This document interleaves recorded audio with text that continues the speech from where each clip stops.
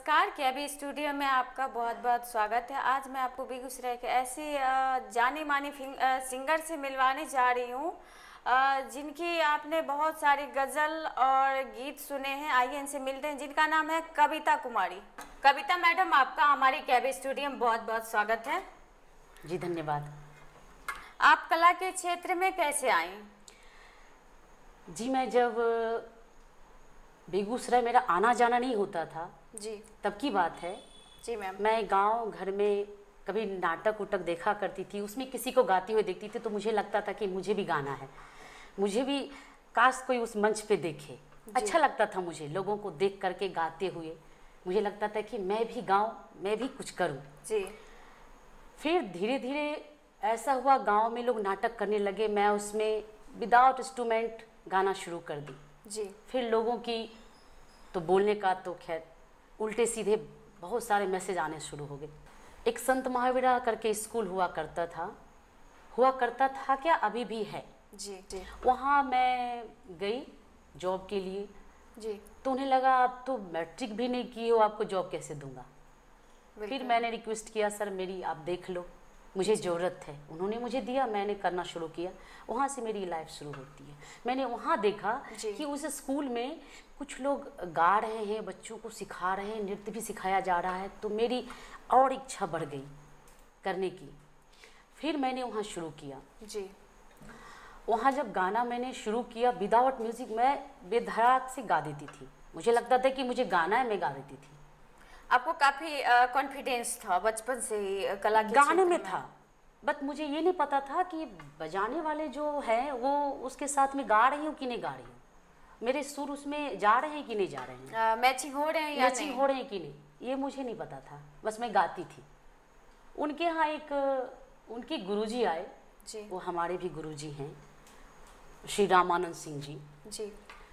वो जब आए तो वो एक दिन हम सभी शिक्षकों की मतलब एक टेस्ट ले रहे थे कि कौन गाती है, कैसे क्या करती है। तो श्री हरिराम मिश्रा सर थे, वो सबको सुनाने लगे। तो उनकी मैं ये चीज़ में उनकी मैं बहुत आभारी हूँ, HR मिश्रा सर की, क्योंकि वो मुझे वहाँ मौका दिए, प्लेटफॉर्म मुझे वहीं से मिला। उन्होंने कहा गुरुजी देख लीजिए कौन कैसे गाती है।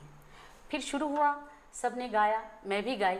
उस समय मैं फर्स्ट सॉन्ग गाई, जिया बेकरार है छाई बहार है, आजा मोरे बालमा तेरा इंतजार है। मैं सबसे सोची नहीं, फर्स्ट सॉन्ग वहाँ पे जी सर के सामने सभी लोग गा रहे थे कुछ अच्छा, मुझे तो कुछ पता था नहीं, मैंने शुरू कर दिया। जाने के बाद शायद वो सर उनको बोले कीजिए, मैं औरों की बात नहीं मगर इसकी बात मैं करता हूँ, ये आगे जाएगी। रफ़ी साहब की बहुत बड़ी फ़ैन हूँ मैं, उनकी मीठी आवाज़ की मैं क्या बताऊँ, अभी तक बहुत सारे हैं लेकिन मैं उनकी बहुत बड़ी फ़ैन हूँ।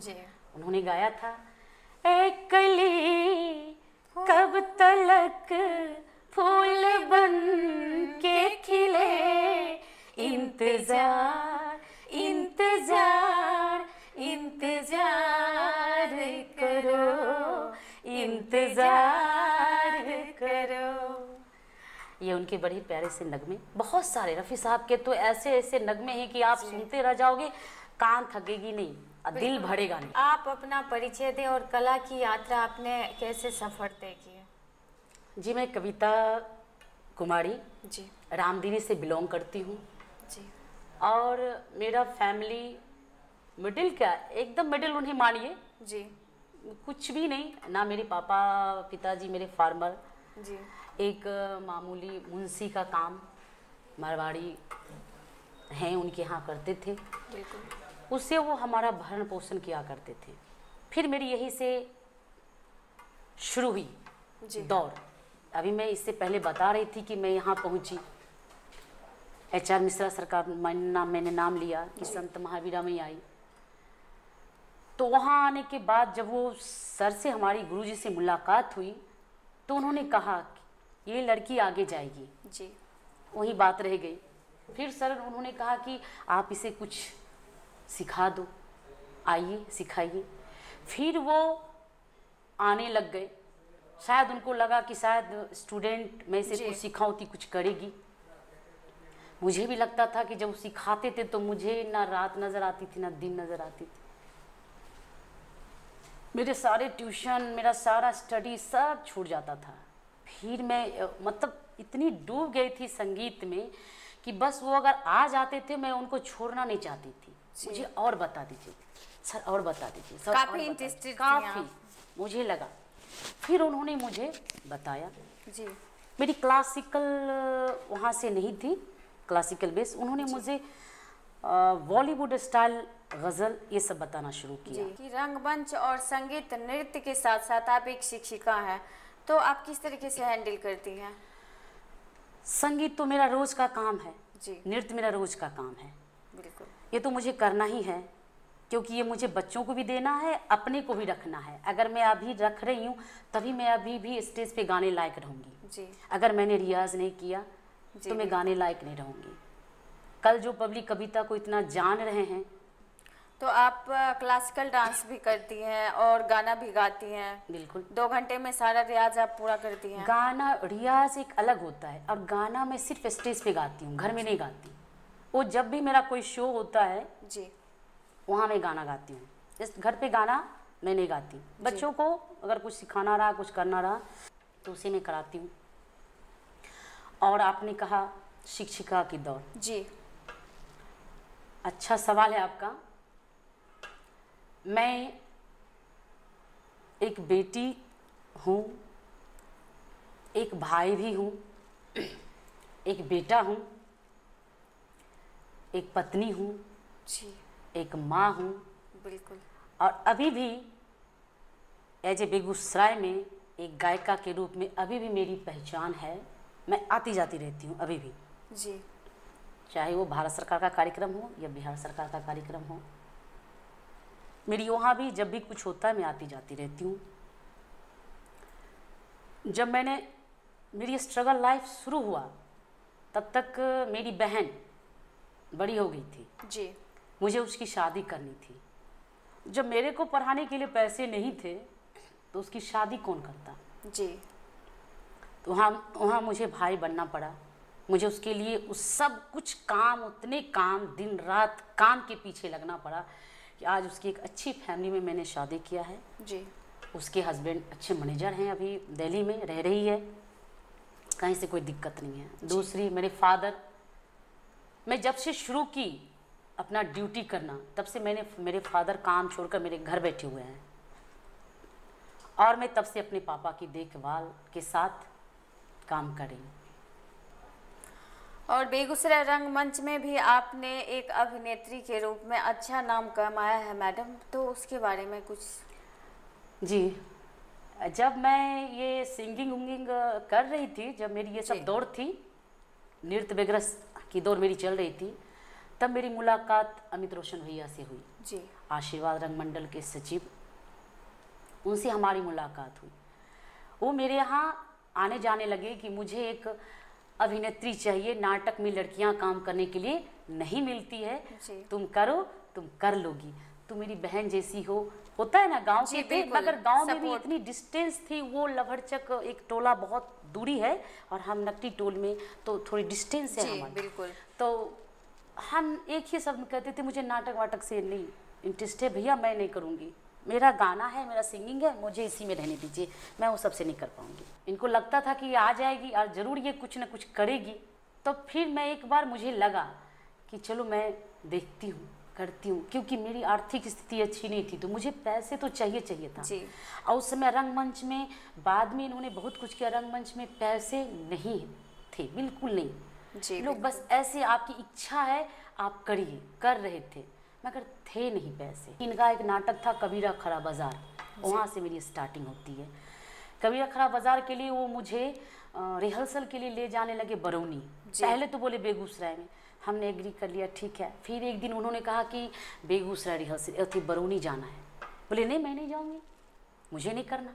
सीधा तक मुझे नाटक नहीं करना। जी मैं गाना गाती हूँ, मुझे गाना गाना है, मुझे डांस करना है, नृत्य करना है, मुझे नाटक नहीं करना। जी। तो इनको था, ले गए। जब मैं वहाँ रिहर्सल शुरू की तो वहाँ का माहौल, उस नाटक का माहौल मुझे इतना भा गया, इतना भा गया फर्स्ट दिन में, कि मैं उसकी फ़ैन हो गई नाटक की। फिर दोबारा तो हम काम छोड़ के रिहर्सल के लिए चले जाते थे।